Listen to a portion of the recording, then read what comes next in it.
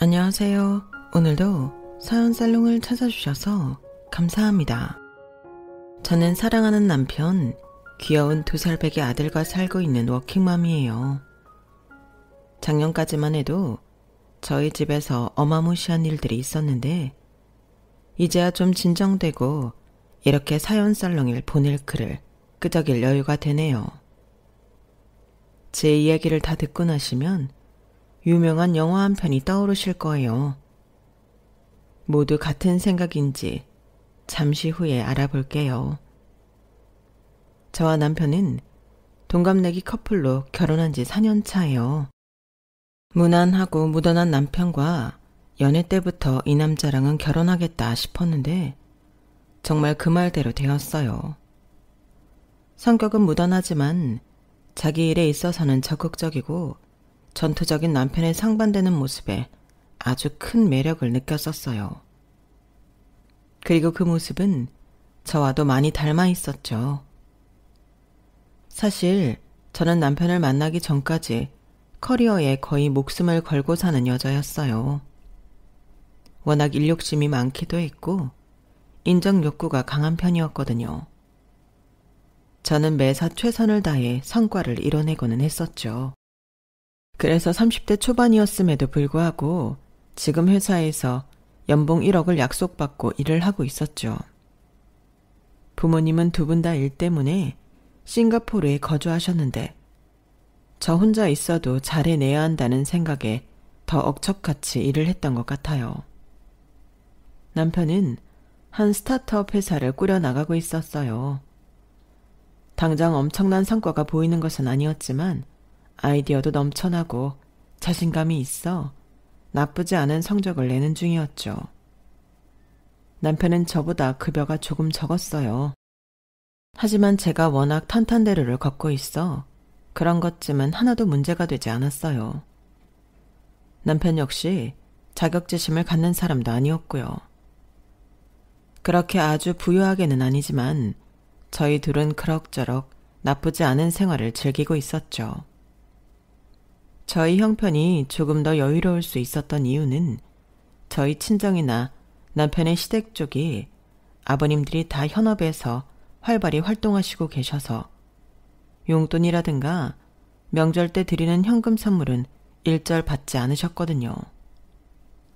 오히려 두 집 모두 노후 계획까지 든든하게 되어 있는 편이라 저희에게 뭐라도 더 해주고 싶어 하셨어요. 어렵게 결혼 생활을 시작하는 부부들에 비해 정말 너무 감사한 일이었죠. 시아버지는 한 식품 공장을 운영하셨어요. 시아버지도 하시는 일을 좋아해 집에 계시는 시간보다 출장을 다니시는 시간이 훨씬 많았어요.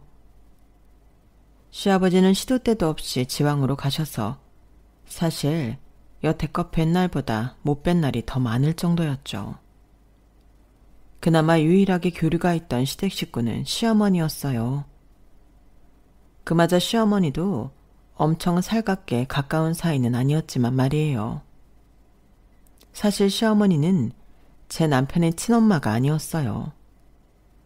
남편이 워낙 어릴 때 두 분이 이혼하셔서 친모에 대해서는 아무것도 몰랐다고 하더군요.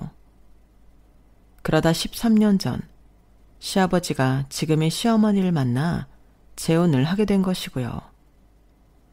시아버지와 시어머니의 나이 차이는 12살이 넘어 재혼할 당시에 사람들 입방아에 많이 오르내렸다고 해요. 하지만 시어머니가 오히려 더 필사적으로 매달려 재혼하게 되었고 지금까지 오게 된 것이었죠. 재혼은 했지만 계모이기도 하고 특별한 교류도 있는 편이 아니라서 남편과 시어머니는 애틋한 모자관계처럼 보이지는 않았어요. 그렇다고 특별히 불편하거나 나쁜 사이도 아니었고요. 그냥 적당한 거리를 두고 적당한 만남을 유지하는 그런 정도의 사이였어요. 저와도 마찬가지였고요. 그래서 서로의 기념일이나 챙겨야 할 날에는 잊지 않고 안부를 전했어요. 다른 친구들은 시어머니가 엄청 간섭을 한다. 남편보다 더 바가지를 긁는다. 이것저것 트집을 잡는다 등등 투덜댔지만 저는 반대로 시어머니와 원만한 관계를 유지하며 서로의 적정선을 넘지 않아 불편할 것도 전혀 없었어요. 이렇게 저는 제 결혼 생활에 매우 만족하고 있었어요. 자기야, 나 할 말 있어. 뭔데? 다 들어줄게. 해봐. 자기가 들으면 너무 놀랄 것 같은데? 이혼하자란 소리만 빼고 다 해도 돼. 나 아기 가졌어. 뭐? 정말이야? 어느 날 저희 부부에게도 소중한 생명이 찾아와 주었어요. 계획한 임신은 아니었지만 그렇다고 완전 딩크주의도 아니었기 때문에 아이가 와준 것 자체를 감사하고 축복으로 받아들이기로 했죠. 저는 워낙 일에 미쳐서 사는 사람이었기에 아이가 생겨도 그러면 어떡하지 하고 고민을 했었는데 다 기우였어요. 제 뱃속에 아이가 있다는 사실 하나만으로 저는 회사와 협의에 일을 대폭 줄였고 최대한 마무리가 깔끔한 일들만 할 수 있게 되었어요. 하지만 회사에서도 제게 원하는 것은 있었죠. 라니 씨가 출산을 하고 회사에 꼭 돌아와 주겠다는 약속만 해준다면 원하는 대로 해줄게요. 저희는 라니 씨의 능력을 정말 높이 사고 있어요. 집에서 아이 키운다는 것을 얕보는 게 아니라 라니 씨처럼 똑똑한 사람들이 사회에서 활발하게 활동해 주어야 경제가 돌아가고 발전이 되는 거예요. 회사분들은 제게 듣기 좋은 말만 해주셨지만 실제로 회사에서는 저를 놓치기 싫어했어요. 저 역시 편의를 많이 봐준 회사에 고마워 출산 후 회복이 되는 대로 다시 복직하겠다며 약속을 했죠. 출산한 여자들이 걱정하는 경력 단절은 사실상 제게는 애초에 없었기 때문에 스스로 너무 행운아라고 생각했어요. 제 임신 소식을 양가에 알리자 많은 축하가 쏟아졌어요. 엄마, 나 임신했어. 10주 됐대. 어머, 라니야. 우리 딸이 엄마가 된다니. 이렇게 좋은 소식이 있을 때 엄마랑 아빠가 옆에 없어서 미안해. 아니야, 그런 말 하지 마. 그래도 너무 미안해서 너무 좋은데 미안하기도 하고. 엄마 울지 마. 나도 눈물 나잖아. 저희 부모님은 완전히 축제 분위기였고 당장이라도 비행기를 끊고 한국에 들어오시겠다는 것을 제가 겨우 말렸죠. 남편이 시아버지에게 손주가 생겼다고 말했고 저는 처음으로 시아버지께 문자를 받아봤어요. 임신 축하한다. 항상 몸 생각하고 건강 잘 챙겨야 한다. 필요한 것 있으면 언제든 이야기하고. 저는 시아버지의 문자를 받고 피식 웃었어요. 자기야, 문자만 봐도 아버님인 줄 다 알겠다. 그렇게 무뚝뚝한 분이 하실 수 있는 표현을 최대한 다 해주셨네. 그러게 말이야. 난 여태까지 살면서 아버지한테 문자 한번 받아본 적 없는데. 영광이네. 어머님한테도 말씀드렸어? 전화를 안 받으시길래 메시지 남겨놨어. 잘했어. 얼마 후 시어머니에게 전화가 걸려왔어요. 전화를 받자마자 아주 살가운 목소리로 축하를 해주시더군요. 어머머, 우리 며느리가 임신을 했구나. 세상에, 너무너무 축하해. 입덧은 없니? 다른데 불편한 곳은 없고? 저의 임신을 축하해주는 시어머니가 뜻밖에도 너무 상기된 채로 이것저것 질문도 해주고 챙겨주려는 모습이 보여서 내심 놀랐어요. 사실 속으로 그렇게까지 챙겨주실 거라고는 전혀 예상도 못했거든요. 뭐부터 사야 되지? 임부복? 임신부 속옷? 허리도 많이 아픈데 편한 등받이 쿠션도 필요하겠네. 아, 어머니, 저 아직 임신 초기라서 그런 것들 급하게 필요하지는 않아요. 때 돼서 필요하면 제가 구매할게요. 그래도 저 생각해서 말씀해 주셔서 고맙습니다. 아우, 라니 너는 내 며느리가 왜 이렇게 거리감 있게 구니? 친정 부모님도 다 여기 안 계시니까 내가 잘 챙겨줄게. 필요한 것 있거나 먹고 싶은 것 있으면 언제든지 말해. 알았지? 저는 통화를 마친 후 남편에게 의아한 얼굴로 물었어요. 어머니가 생각보다 훨씬 내가 임신한 걸 반기시네? 그동안 내가 너무 멀게만 느꼈나? 이렇게 따뜻하고 좋은 분인데. 그러게, 나도 옆에서 들었는데 목소리가 완전 다르던데? 진짜 좋아서 하시는 말 같았어. 이제 어머니랑 좀 친하게 잘 지내야겠다. 괜히 죄송하네. 다 나 때문이지 뭐. 자기가 미안하긴. 남편은 자신이 계모인 시어머니에게 살갑고 친아들처럼 대하지 못해 저까지 친해질 수 있는 기회가 애초에 없었던 것 같다며 미안해하더군요.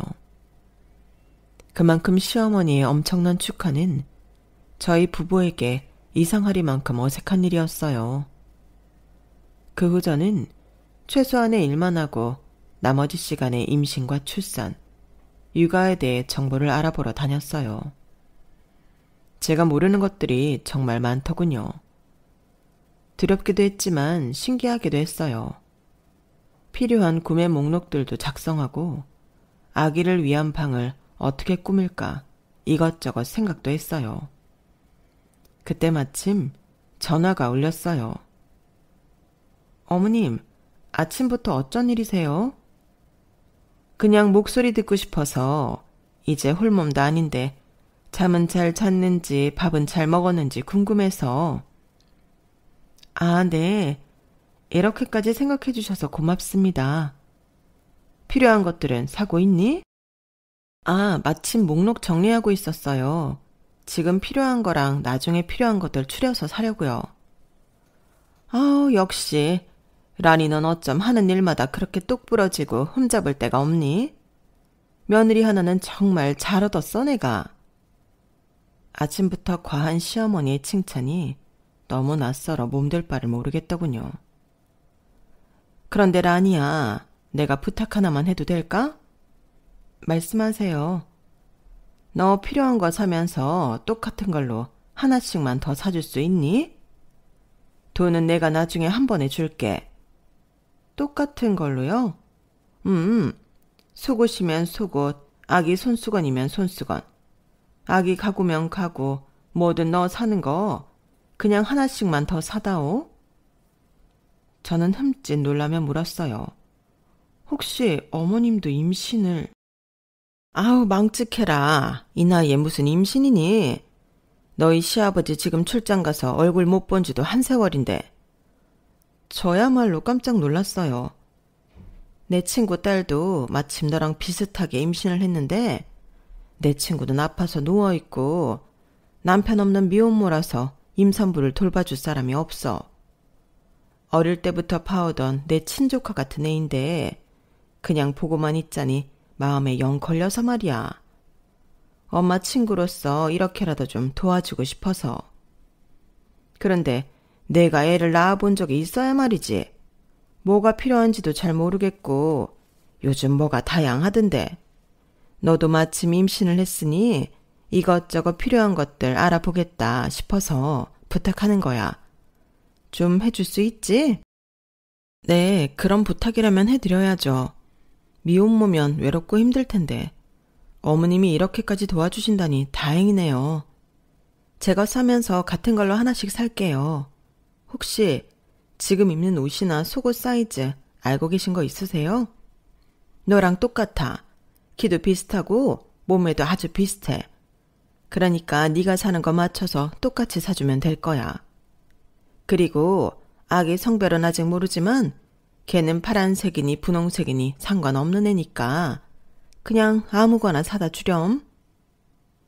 전화를 마치고 저는 오히려 시어머니를 다시 보게 되었어요.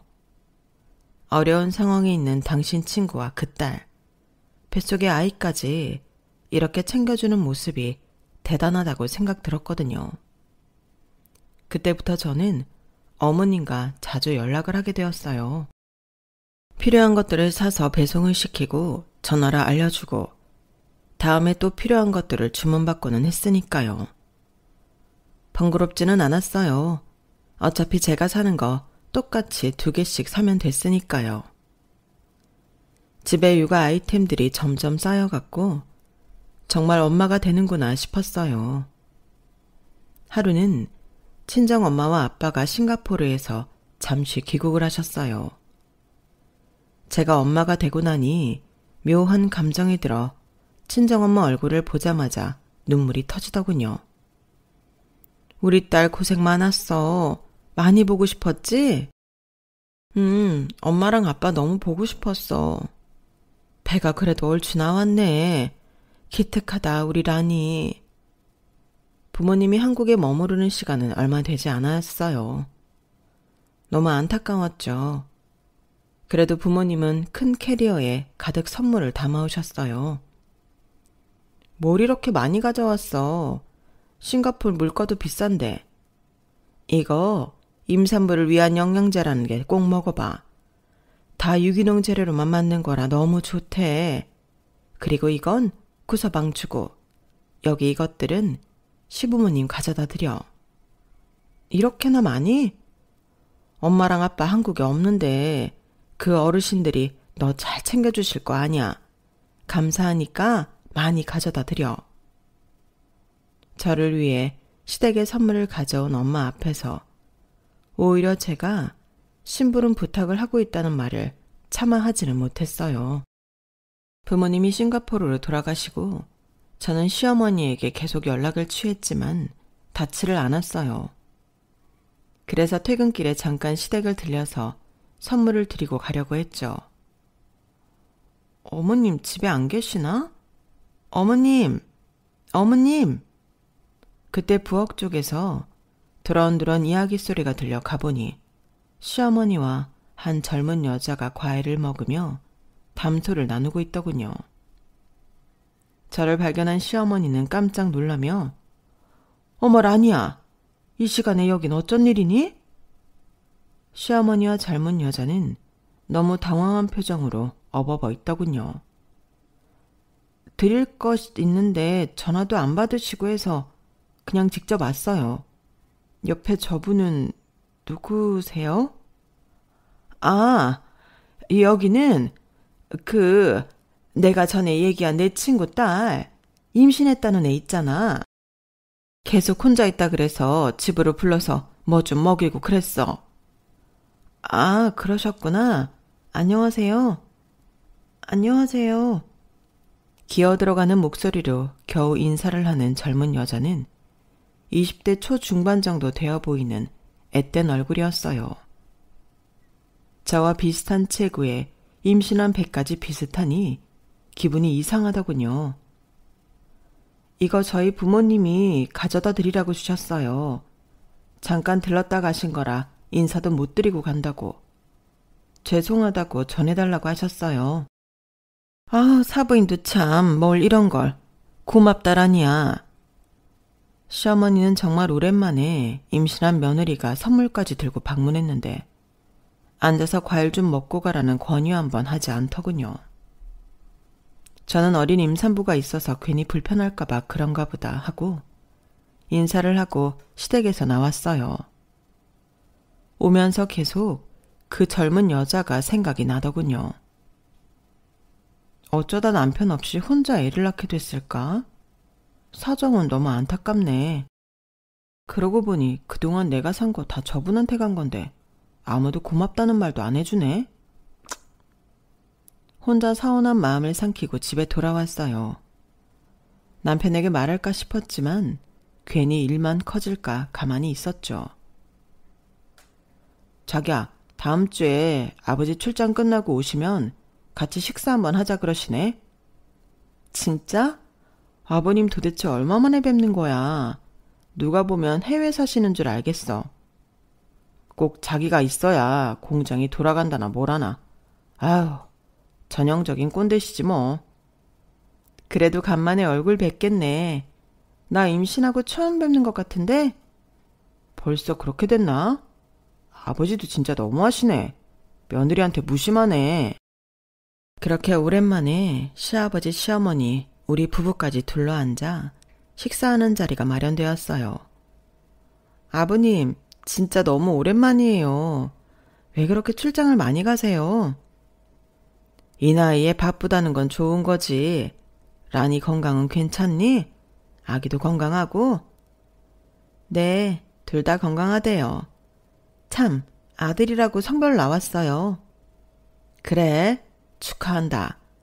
남자아이는 에너지가 넘칠 텐데 성진이가 라니 많이 도와줘야겠구나. 걱정 마세요. 당연히 도와줘야죠.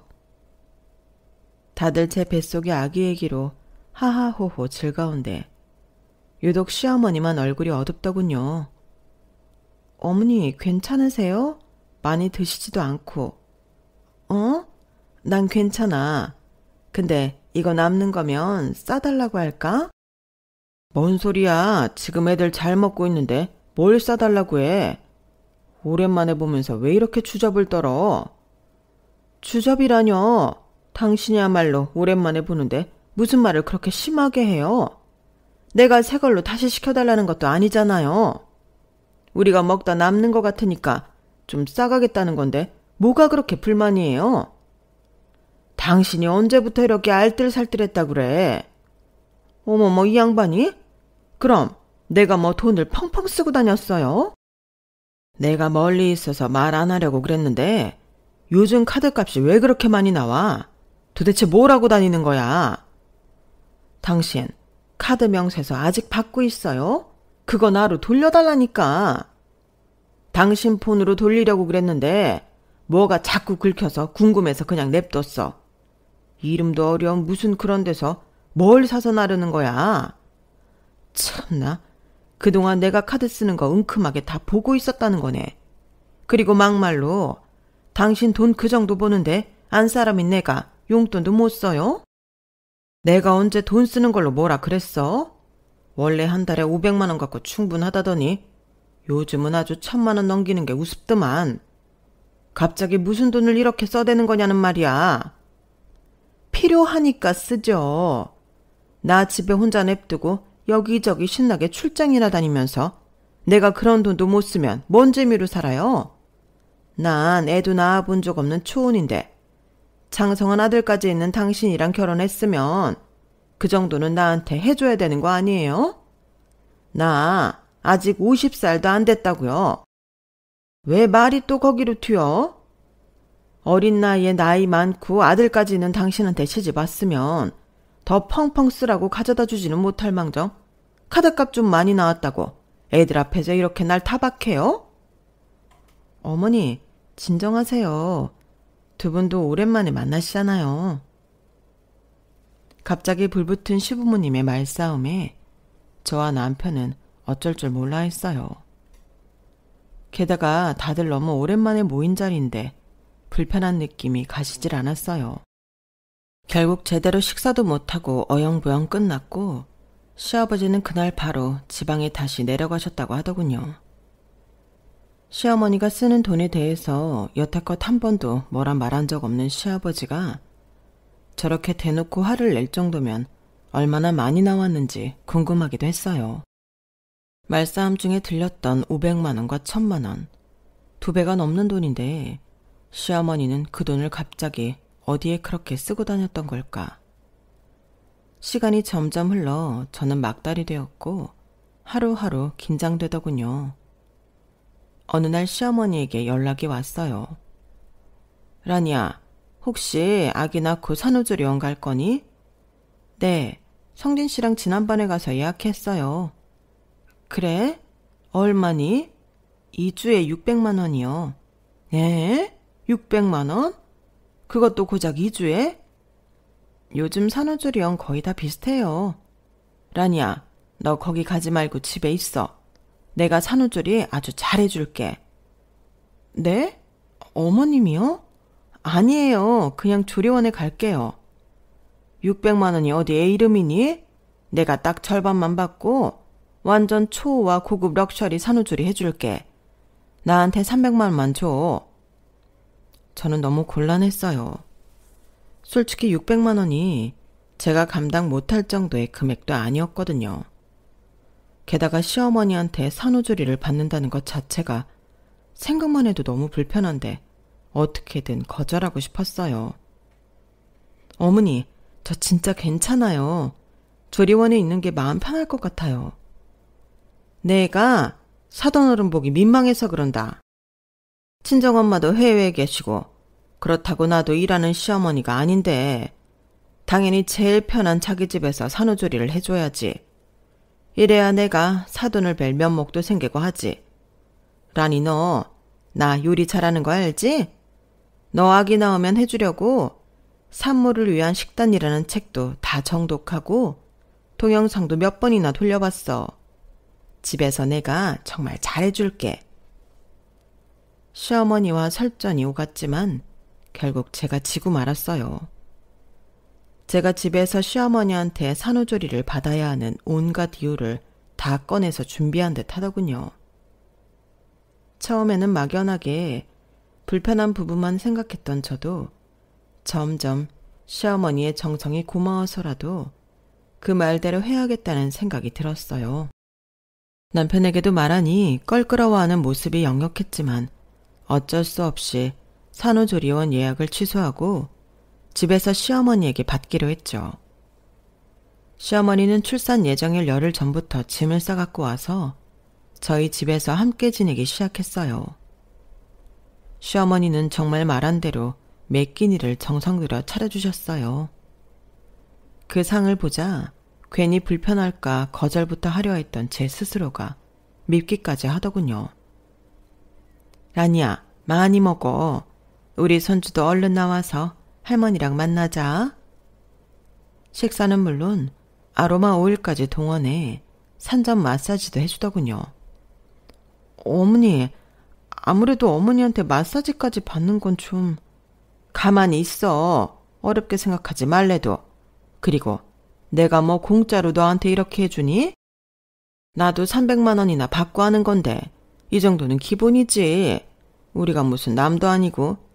아기 낳을 때 힘 많이 줘서 쥐날 수도 있으니까 부위별로 다 이렇게 근육 부드럽게 풀어줘야 좋아.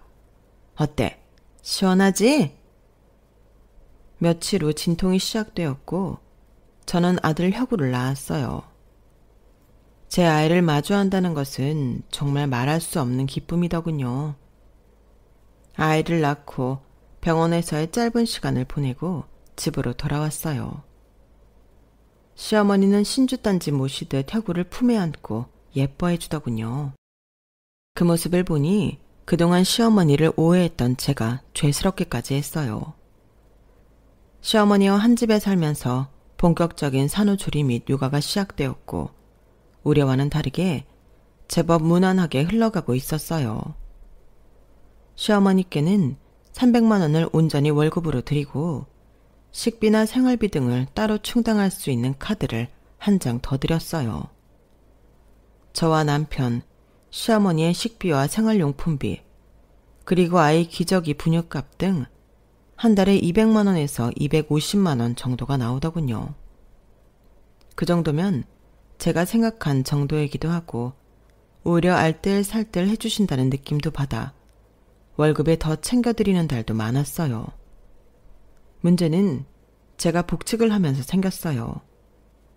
출산 후 회사는 저의 몸 상태를 묻는 척 계속 복직을 재촉했어요. 사실 저도 일이 하고 싶어 슬슬 몸이 간지럽기도 했고요.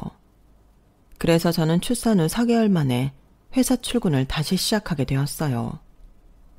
어머니, 죄송해요. 제가 너무 빨리 회사를 나가게 돼서 낮에 혼자 혁우 보시는 거 괜찮으세요?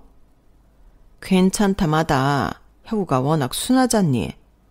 너는 신경 쓰지 말고 하고 싶은 일 실컷 하고 오렴. 혁우 걱정은 하나도 하지 말고. 저는 진심으로 시어머니에게 감사했어요.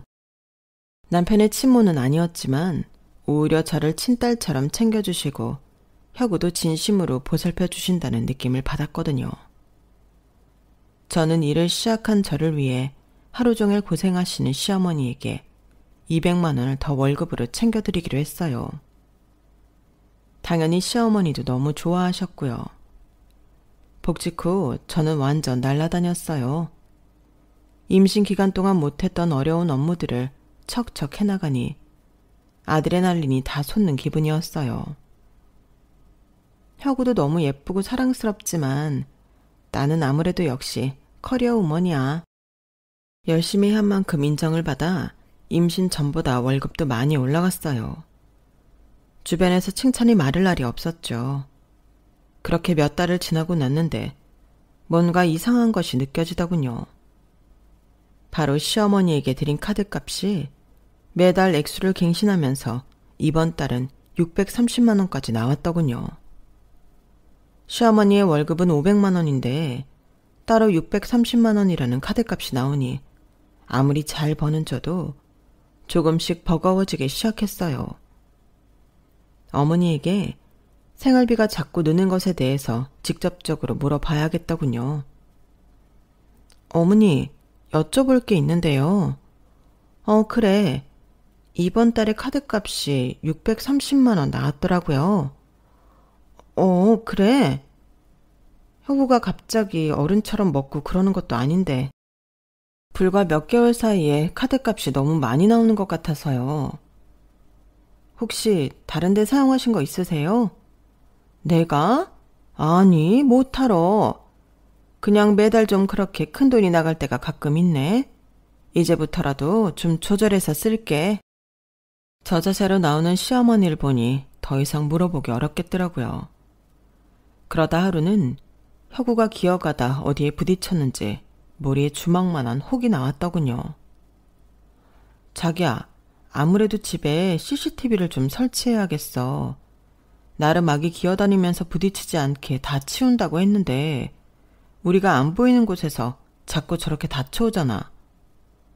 그래, 그럼 방마다 놓지 뭐. 그렇게 저희는 온 집안에 CCTV를 설치했어요. 시어머니께 설치했다고 말을 했지만 제대로 들으신 건지 알겠다라는 말로 넘기시더군요. 다행히 기분 나빠하시지 않는 것 같아 한 걱정 놓게 되었어요. 그렇게 저와 남편은 각자 다시 열심히 일을 했고 평온한 날들이 계속되는 듯 싶었어요. 하지만 다음 달, 그 다음 달도 여지없이 카드값이 600만 원을 넘어 700만 원까지 나오더군요. 핸드폰에 뜨는 카드 사용 내역서를 봐도 모두 제가 아는 식자재 가게, 식당, 온라인 쇼핑몰 등이었는데 왜 이렇게 많이 나오는지 도무지 알 수가 없었어요. 답답하기만 했어요. 저는 혹시 시어머니가 우리가 모르는 방법으로 돈을 따로 쓰고 있으신 것은 아닐까 의심이 들기 시작했어요. 그래서 조심스럽게 회사에서 집안의 CCTV를 돌려보게 되었어요. 이제는 시어머니에 대한 믿음도 있었고 최근 혁우도 크게 다친 일이 없어서 따로 보지는 않았는데 어마무시한 카드값이 결국 제 발목을 잡더군요. 이게 누구야? 이 아이는 또 누구야? CCTV에는 시어머니와 혁우 말고도 다른 사람이 잡히더군요. 그것도 저희가 평일에 출근을 하면 30분 후 들어왔다가 하루 종일 집에 머무르고 저희 퇴근 전에 시간을 맞춰 나가더군요. 매일매일 말이죠. 과거 CCTV까지 다 보니 설치하고 바로 다른 사람이 집에 드나들었다는 것을 알게 되었어요. 그 전부터였다는 거죠. 화질이 좋은 편은 아니라 긴가민가 했는데 혁우가 아닌 또 다른 아이를 안고 있는 여자는 바로 예전 시댁에서 봤던 젊은 임산부였죠. 저 사람이 왜 우리 집에 계속 왔다 갔다 한 거지? 그것도 아이까지 데리고? 머릿속에 물음표만 가득했어요. 저는 그날 저녁에 남편에게 CCTV를 보여주며 예전에 시댁에 우연히 들렀을 때 젊은 여자를 만났던 이야기까지 모두 털어놓았어요.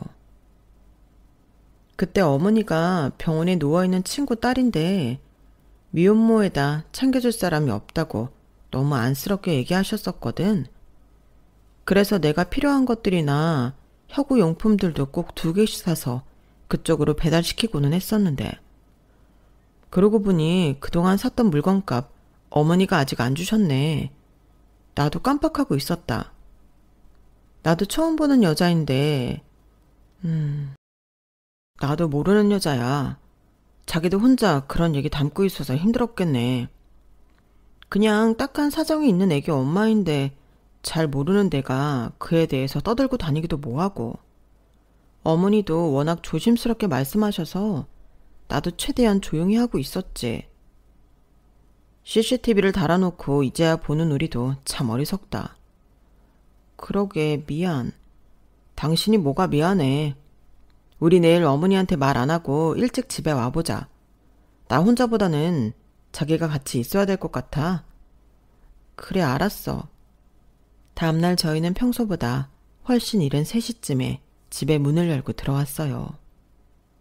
거실에서는 추울 정도로 에어컨을 틀어놓고 널브러져 자는 시어머니와 제 잠옷까지 차져입고 소파에서 편하게 앉아 텔레비전을 보고 있는 젊은 여자가 있더군요. 혁우와 젊은 여자의 아기는 여기저기 침을 흘리며 기어다니고 있었고요. 혁우야! 라니야, 성진아. 이 시간에 집에 웬일이니? 시어머니는 놀라다 못해 저와 남편을 보고는 말까지 더듬으며 물었어요. 소파에 있던 애기 엄마는 본인이 입고 있는 제 잠옷을 어떻게든 가려보려고 노력하더군요. 어머니, 이 애기 엄마가 지금 왜 여기 있어요? 이 아이도요. 하루 이틀도 아니고 왜 매일같이 저희 집에 와 있냐고요? 저는 혁우를 들어안고 따지듯이 물었어요. 그게 다른 게 아니라 있잖아. 말을 잇지 못하는 시어머니와 애기 엄마를 앉혀놓고 추궁하기 시작했어요. 저희 엄마한테 너무 뭐라고 하지 마세요. 네? 엄마요? 애기 엄마는 시어머니를 보고 엄마라고 하며 저희를 원망스러운 눈빛으로 쳐다보더군요. 결국 시어머니는 모든 것을 실토했고 진실은 기절할 정도로 충격적이었어요. 시아버지와 초혼이고 아이도 없다던 시어머니는 사실은 일찍이 남자가 있었고 그 사이에서 낳은 딸이 있었던 거예요. 나이 차이는 나지만 돈이 조금 있어 보이는 시아버지와 결혼하고 경제적 여유를 누리기 위해 딸이 있는 것까지 숨기고 처녀인 척 했던 것이죠. 그리고 그 딸이 바로 제 잠옷을 입고 있던 애기 엄마이고요. 얘기를 듣고 보니 시어머니와 그 딸의 삶이 참 평행이론 같았어요. 내가 얘를 임신한 게 딱 23살 때였는데 어쩜 얘가 23살에 임신을 한 거야. 기가 막히고 어이가 없었지. 애가 생겼다는 얘기를 듣는데 엄마인 내가 어떻게 매정하게 모른 척하겠어. 시어머니는 눈물을 철철 흘리며 하소연하듯 말했어요. 그럼 그 전까지는 딸이 어떻게 자라고 있었는지 몰랐던 거예요? 외할머니 손에서 자랐어. 네? 외할머니면 어머님의 엄마? 그럼 지금까지 계속 교류를 하면서 지냈다는 거네요. 자주는 못 만났어. 그냥 용돈 조금씩 보내는 정도였지. 우리 아버지가 벌어다 준 돈으로 말이죠. 화가 잔뜩 난 남편은 시어머니를 노려보며 말했어요. 얼마 전에 외할머니가 돌아가셨어. 딸 혼자 살아야 되니까 이것저것 필요한 거 가져다 주고 게다가 임신까지 했으니까 조금 더 신경 써준 거야. 잠깐만요. 얼마 전이라면 아버님이 카드값이 유독 많이 나오기 시작했다고 하신 그쯤인 건가요? 시어머니는 작게 고개를 끄덕였어요. 그 전까지는 정말 용돈만 조금 보내준 게 맞아. 그런데 우리 엄마까지 저 세상 간마당에 딸이 안쓰러워서 챙겨준다는 게 이렇게까지 될 줄 몰랐어. 그럼 어머니 친구가 병으로 누워있고 그 딸이 임신해서 혼자 지낸다고 하신 게 이 친구였던 거고요? 저한테 임산부가 필요한 용품이랑 아기 것들 하나씩 더 사서 보내달라고 한 것도 다 여기 따님한테 준 것이고요. 그래요. 다른 건 더 묻지 않을게요. 그런데 지금 이 애기 엄마가 매일 왜 제 잠옷을 입고 있는지, 그리고 자기 집처럼 편하게 있었던 것인지는 잘 설명해 주셔야겠네요. 그러고 보니 주방 식탁에 뭔가 가득히 담겨있는 쇼핑백이 보였어요. 안을 들춰보니 저희 집에 있는 반찬, 과일, 심지어 아기 분유와 기저귀까지 들어있더군요. 설명해 주세요. 이게 다 뭔지. 그게 우리 딸도 출산한 게 란이 너랑 한 달도 차이가 안 나. 몸조리도 해야 되고 이것저것 먹고 싶은 거 많다 그래서 내가 딸 것도 하나씩 더 샀었어. 제 카드로요? 시어머니는 상당히 계획적으로 이 모든 판을 짰더군요. 혁우를 임신했을 때 제게 2개씩 구매해달라고 했던 건 기본이고 출산이 임박해서 조리원에 가지 말고 본인이 집에서 산후조리를 해주겠다고 한 것도 아주 고의적이었어요. 시어머니가 저희 집에 명분을 갖고 머무르면서 자기 딸의 산후조리까지 해주고 있었던 거예요. 그것도 저와 남편의 돈으로 말이에요. 너무 기가 막혀 말이 다 안 나오더군요. 여태까지 속인 것 하며 이런 발상을 한 것까지도 화가 나고 속이 끓었죠. 얘가 남자를 잘못 만났어. 미혼모라는 건 진짜야. 지금 그게 중요한가요? 이건 거짓말을 넘어서 사기예요, 사기. 아시겠어요? 할 말을 잃은 시어머니와 애기 엄마는 훌쩍거리며 땅만 보고 있었어요. 다 저 때문이에요. 엄마는 아저씨랑 결혼하고 행복하게 산다고 했었는데 괜히 저 때문에 엄마가 이렇게 곤란해진 거예요.